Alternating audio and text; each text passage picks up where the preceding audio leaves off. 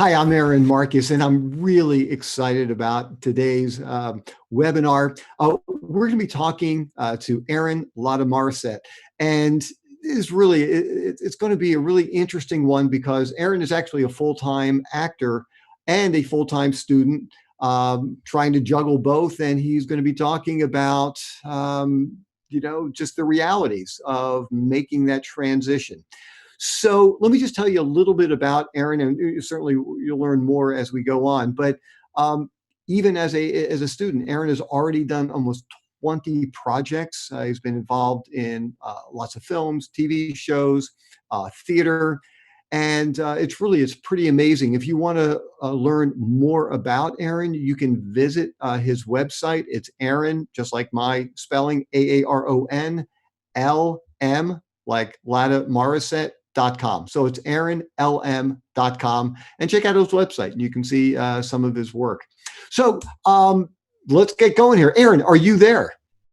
I am. Hi, Aaron. Thank you for having me. Yeah, I'm really excited. Thank you so much for taking the time. I know you are incredibly busy.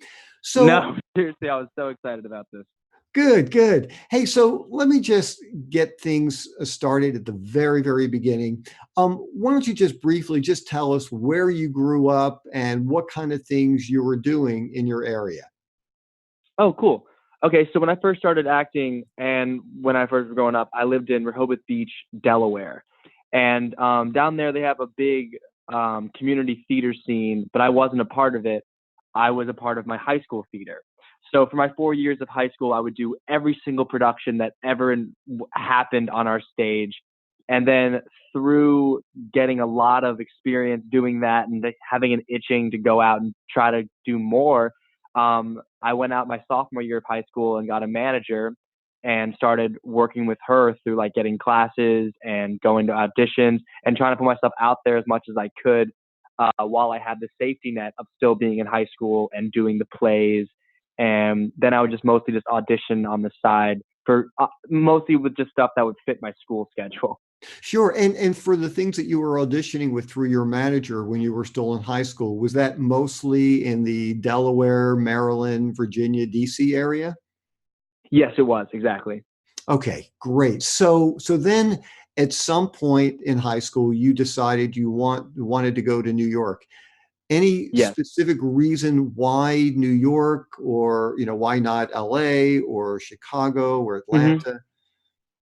I mean, the most honest reason of all would just be a matter of my like my family, and I didn't really want to necessarily make my first year out of high school across the country. I really liked the idea of being in a market that was really so full of like passion, and I would go there on trips every year, like 2 to 3 times, and just fall in love with the city. So I was like, this makes complete sense. I'm also only 4 hours from home, and I can still pursue theater and do all these little projects that are being done. And I knew that colleges were all over the city making films and stuff. So I wanted to be a part of like that community. So it was almost like a no-brainer because Los Angeles seemed like something that was more down the line. Sure. And so were your interests mostly theater, or were you really up for pretty much anything that dealt with acting, whether it was theater, TV, film? hmm Um, Honestly, I was really open to just doing anything that involved acting because I wanted to just dip my feet into the professional water as like much as possible. But I actually leaned more towards film. I was really into the art of film craft, and I really wanted to be a part of making videos and movies and stuff like that. So that really influenced my decision to go to the New York Film Academy my first year out of high school. Got it. Okay. So you auditioned, you got into the New York Film Academy, um, and you felt like that would be a great place to, number one, get you into New York, but also learn what you want to be doing.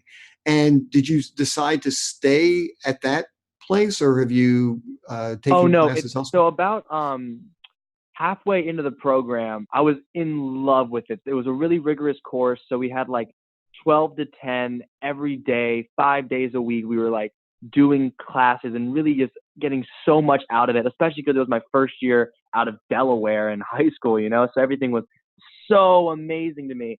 But then halfway through the program, I realized that I felt like the program was doing really well, but I knew I wasn't going to pursue a second year in it.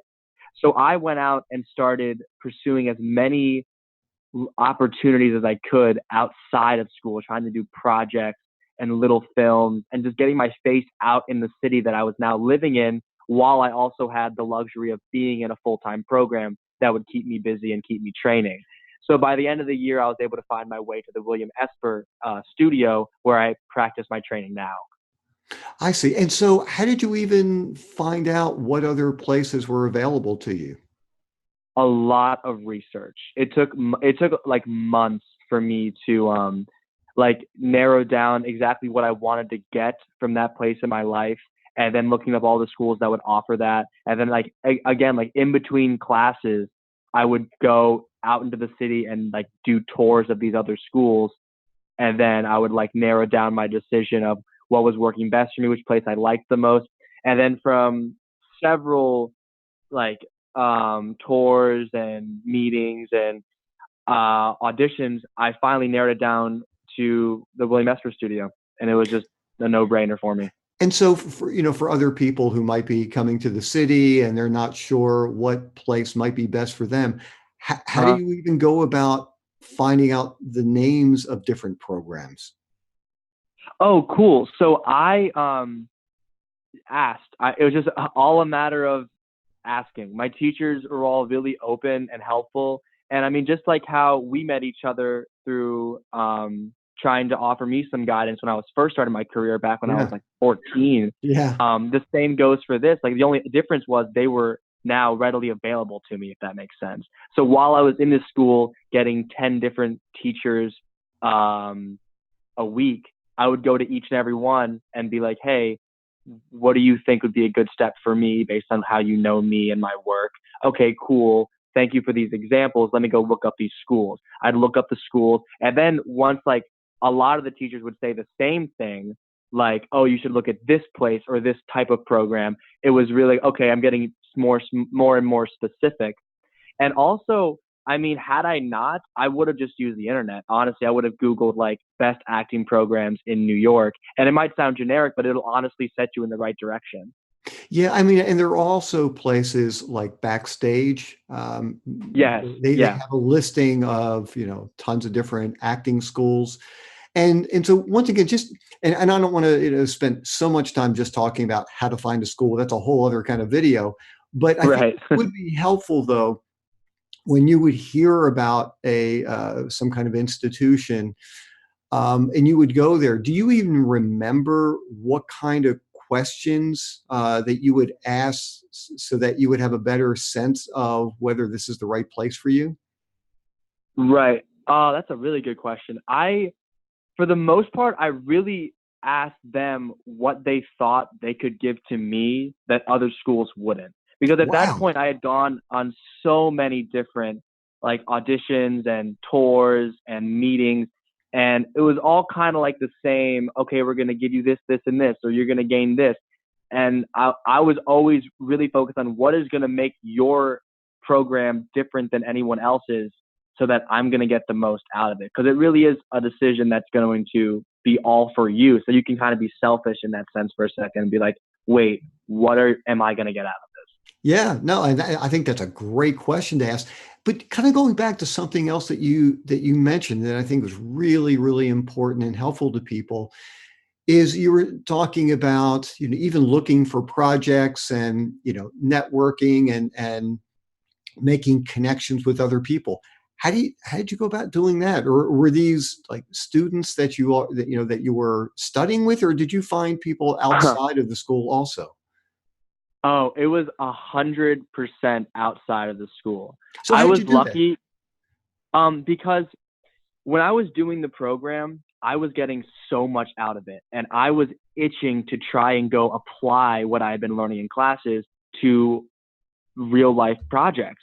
So I would go on Backstage, really easy access, and Actors Access too. Those are my two go tos. And luckily for me, I had been using Actors Access throughout high school. So I'd already known like the format. I'd already been doing auditions through it. I was very comfortable in Actors Access.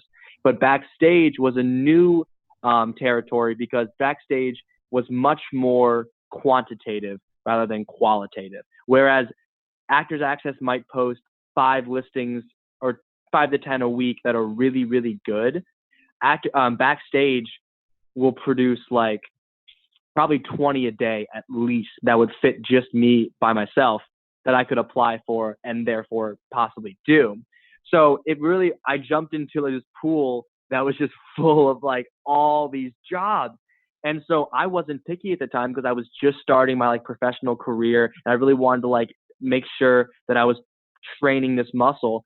So I would go out and do like almost every single project I could possibly do, whether it was necessarily the most professional or not, because I knew that no one was going to necessarily see them. And I knew that the students themselves were also just training for their filmmaking classes. So we were really helping each other. And from that, I was able to gain a lot of experience of just being on set and how to work with directors and other actors and gaining experiences like that that really helped translate me into the more professional work I ended up doing come the end of the year. So I decided that I wanted to spend every second that I wasn't in school trying to work as if I was. So starting in February, I would go on Actors Access and Backstage every day, and I would make my submission numbers. I would make like track and graphs and make sure that I was like submitting to more and more and more. And then like how many messages would I get back? How many auditions would I book? How many callbacks? And I really wanted to like make a equation out of something that seems almost unstable. I really wanted to make this into like, okay, I have a surefire way for success. And I was able to luckily work every weekend consistently, be booked a month in advance from March until June, because it was like Monday through Friday, okay, I'm in class, Saturday, Sunday, what's my excuse for not trying to do work? So I would just go out and do all these little projects. And I'm not saying that necessarily everyone would have to do that in their career, but in my path, I felt that it was really helpful for me to really meet people, because all these connections I've made, they've translated into like really great like videos I got to work on, or people I've gotten to meet, producers I've become in contact with, and keeping all these contacts is going to be really helpful for when I'm making my own stuff and I'll I need mean, them. that's really an incredible idea. Even if somebody is not a student, if you're entering into a new city and you're just trying to make contacts, Yeah, going to exactly. going Yeah. to colleges might be a great place if there are, well-known film schools and those students are going to be producing films for classes. That would be great. And certainly, yeah, look at some of the online websites that are out there and just start, putting yourself out there and see what happens. That's really incredible. Do you even remember any of your statistics? As far as how many Um, submissions you were Well, doing a day. it's actually interesting you asked that, because I still track them. And something I've learned was like last year when I first started using Backstage, I started tracking because I'd already done Actors Access and never really thought to try and make a business plan out of it. But I started my first month, I set my headshot out to 128 different things, which is too much. I'm well aware that it was too much, but I was so excited to like be able to that I was just throwing it out there. After that, it went down to like roughly between 40 and 60 a month. I was able to send my headshots out to. On average, I would hear back from about 30 not book, get about 5 to 10 auditions, some callbacks, some skip that process because it's student films. And I would book roughly 5 projects a month. So I was able to every weekend of the month be working, if not book something for like a project coming up the following month. So work was always kind of ahead of me. But as I did more and more and more student films and worked with 8 different colleges in the city and finished thesis films and met a ton of kids who are probably going to be the next Spielberg when you think about it, because these kids are so talented. After meeting all these people and kind of like, I don't want to say wasting my time, but really putting a lot of energy into stuff that even I didn't want to see afterwards, I started being more picky because I started booking like really professional short films, and I got to do the lead in an independent feature that shot last summer, and like projects started becoming more and more professional. So I stopped doing the lesser stuff because it at this point wasn't as advantageous for me. So at this point now it averages out that I apply to about 25 jobs on Actors Access and Backstage, so 50 total, and then from there I'll average about 10 to 15 auditions, and then maybe 5 or so callbacks. And at this point, I only book like 1 or 2 things a month, if that. But they're always good. I'm never worried like, oh, is this going to be worth my time now? Now I know, okay, I'd rather not do a lesser quality film if it means I can go to my school and train harder. I would rather put that energy towards my training Yeah, now.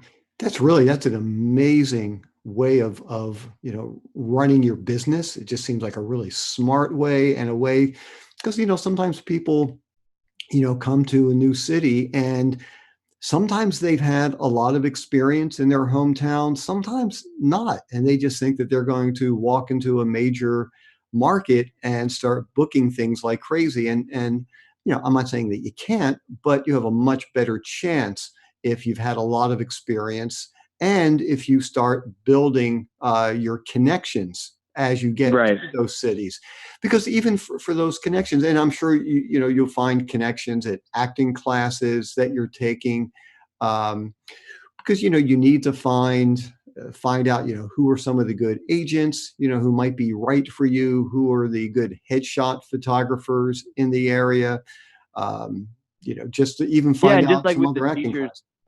like talking about the schools, with like what you're saying, it's all just word of mouth when it comes down to it, especially when you have the contacts to talk to. Yeah, and in some of the acting classes, you probably have teachers who are working actors, Oh and yeah, for the most part they are. You're completely right. those would be amazing contacts to find out, maybe there's a project going on that the teacher is involved with, or casting directors who they can connect you with. So Yeah, anyhow, it just seems like the networking part of it is such a crucial part. And it sounds like that's right. exactly what you were doing. So, Because even well, something I found in the middle when I started getting frustrated at a point in my career where I was like, I know that I'm doing these films that aren't that great, but I feel like I don't really have the means to get something better. It all came down to, if I'm going to do this, I at least want to make sure that like I stay in contact with everyone involved, the lighting people, the sound people, the director, everyone, because if nothing else, those are going to be X amount of views on a video I make that's really good. Those people can watch it and share it with their friends, or my teachers can share something that I make and then show all the people they're connected with. Like if anything else, just having those people in your loop, I feel like will always be beneficial, even if it's a project that has nothing to do with them, because then it'll allow them to help share it.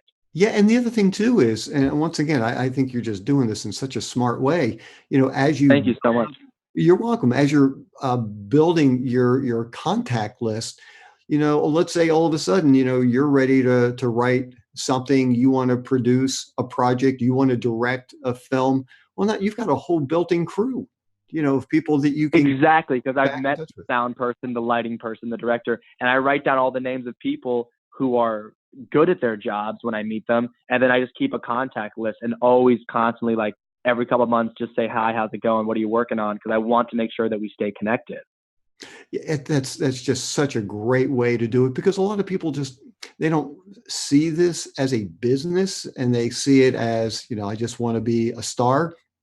And the fact Right. is, you got to know how to run your business, and really it's so impressive what you're doing here, and just the way that you are putting yourself out there. Look, it's scary, it can be scary for people to just go out and try to make connections and ask people questions and things like that, but that's just the way it's done. And I know sometimes people will say, well, it's who you know. It's who knows you. That's so important. And Yeah. and along with that is, being at the right place at the right time, but also having the skills so that when things can happen for you, you're ready. And after doing as many independent films as you've done, um, I mean, it's just given you such a background and such experience, so that when, something else, like you were saying, as you start building the ladder and working on bigger and bigger projects, you're ready to handle it. Yeah. I couldn't agree more. My biggest fear is that an opportunity is going to come that I'm not prepared for, and then I'll like ruin it. You know what I mean? Yeah. And look, I realize right now you're a full-time student. Do you have any idea, if you were not a full-time student, you were completely on your own, any thoughts about how you would be able to pay bills while you're still pursuing the acting world? Well, I'm very lucky in the sense of my parents are 100% supportive of me and what I'm doing, and they are very amazing about my dreams. So they help me out with virtually everything. But I did go to several classes throughout the year in the case that stopped happening, just in case, like how to support yourself. And there is kind of a science behind like if you're fine with just doing any work, like doing extra work can make you about $100 or so every day. So say you're able to do that twice a week, there's $200. If you're able to like find a modeling job, they pay between like 50 and 300, depending on what I've seen on Backstage. And like if you can kind of make a an equation out of, okay, acting might be a little bit unpredictable, but if I know that these rates stay consistent and I can try and keep myself working on these jobs, you can accumulate more money than you'd expect. Yeah, and actually, if you are in the union, if you're in SAG-AFTRA and you're Right. doing Yeah. extra work, then you're looking at a lot more money, and the numbers will fluctuate depending on where you are, but it's somewhere in like the $165 for an 8 hour Uh-huh. day range, and then if you go into overtime, you get time and a half for the next 2 hours, and then double Hmm. time for the next 2 hours, and so yeah, I mean, you could, in some ways, once again, if you're in the union, I mean, you could be, looking at a couple $100 a day just for extra work, and there are other kinds of jobs that are available, for Uh-huh. people Yeah. who want to continue to use their acting skills, but have something a little bit more regular or something. Everything. I don't know if you've ever heard of standardized patient work, and I have a whole video just on that, where basically it's a lot of teaching hospitals and medical schools, and they hire actors to help work with docs and med students to teach them how to do exams better. So you are given a whole history. You know what the disease is you're supposed to have, what kind of answers you're going to be giving, and then essentially you rate the doctor at the end of the exam. Oh, wow. About That's yeah, awesome. yeah, and I know people who do that on a regular basis. There's role playing jobs where attorneys will hire actors. They're getting ready to work on a case and they want to test things out. Law schools hire actors for mock juries so their students can get more experience in a courtroom. Plus, you've got all kinds of government agencies from the CIA to the FBI to Homeland Security. They also hire role playing actors. So there really are a bunch of jobs out there that people could look into. So you're not necessarily, driving in, an Uber or a waiting table, Right, right. a bartender. And surprisingly enough, actually, I mean, it sounds like a cliche story, but even like working at a bar or restaurant in a popular area of the city or wherever you're based out of, like my roommate, for example, he works at a bar in a hotel, and you wouldn't think that that would lead to much work, but from working there and just from talking, because he's a bartender, he's been able to meet people who work on off-Broadway shows. He's been able to work on a reality TV show that was shooting in that building. It's just like if you're in the right place at the right time and you're a nice person who just talks to people, you'll never know what kind of connections you could spark up. Yeah, yeah, it's pretty amazing. And the other thing too that's nice with that kind of work, it's normally pretty flexible. And so if Flexible. something comes Yeah. up for you, hopefully you can ask somebody to switch hours and things like that. And so yeah, there are Hmm. ways. I mean, I do know that typically if you're trying to move to a major market, you want to try to save up enough money ahead of time so that you can easily live for at least 3 months or 4 months without even having to work. And that way you can really focus in on what you need to do, whether it's, finding the right classes, getting representation, putting together, the right headshots for that area. And that Yeah. way you're not immediately scampering around and just working other kinds of jobs just to pay the rent. And then you're not able to get to what you want to do. So it's always a good idea to have a pretty good amount of money saved up ahead of time just so that you can, really focus in on what you need to be doing, because it does take time to get adjusted to, to this any city that you're going to, whether it's learning about the subways and even places to live. Like, how did you find a place to live? Well, when I first moved to the city, the New York Film Academy had housing, so that Oh, so that wasn't an made it issue. easy. Okay. But I did. Oddly enough, once I knew that I wasn't going to continue going there, and the year was winding down, and I knew that I wanted to stay in the city for the summer because I wanted to continue working, and I wanted to keep doing these jobs and training throughout the summer. I didn't want to take 3 months off of practice, so I spent my last month of school. Again, in between classes, you can make it work if you just make a schedule for yourself. In between classes, I would subway around the different parts of the city, meet realtors who are trying to sell like these little apartments or trying to rent out rooms. And then I was able to move in with four of my best acting friends from class. So we all live in an apartment. It's super affordable. It's probably, I think it's almost a fourth of what my dorms were. And it's a bigger place, and it's not even in like a bad area or anything. It's just a matter of how hard do you want to search. That's incredible. I mean, can you just give us like a range for someone thinking about moving to New York? And I realize Oh, for every sure. every Yeah. area is going to be different, but just kind of some kind of range so that people would have some kind of ballpark idea of what it might actually Yeah. cost to rent an apartment. So I know that like if you're going to a school that has dorms in like the heart of Manhattan, NYU or the Film Academy, stuff like that, dorms usually run around $2,000, somewhere around there a month. Month. Um, the apartment I live in now, after utilities and fees, is under 600 a month, and it's Wow. 2 stories. We have a front and backyard, full kitchen, full living room, upstairs and downstairs.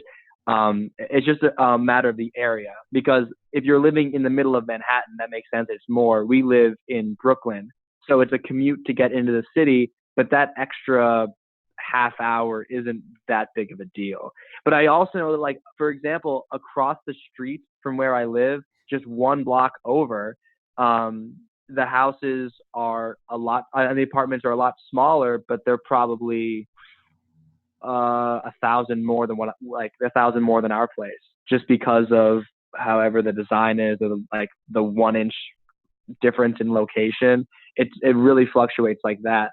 But also, if you're dealing with an independent seller, you can have a better shot of negotiating prices. And how do you find independent sellers? So I use these apps called Street Easy, Zillow, and um, Apartment something, and like all these different services that I was on all of them at one time, breaking down. It's so specific how you can look at it. It's really made easy for you. It's not as hard or intimidating as one may think. You can just type in how many rooms you want, how many bathrooms, what like area are you looking to live in, like a mile radius of that, how many people do you think are going to be moving in, do you care about pets, etc. And then you just click a button, and the person in charge of selling it will meet you. Everyone we've met with had been a landlord, but I do know that like there are people who are just doing it themselves, trying to not use a business as a middleman. Wow, that's really incredible. Hey, Aaron, I've got one other question for you, and then I'm going to wrap things up. Is Please. there anything that you wished you would have done prior to going to New York that you didn't do?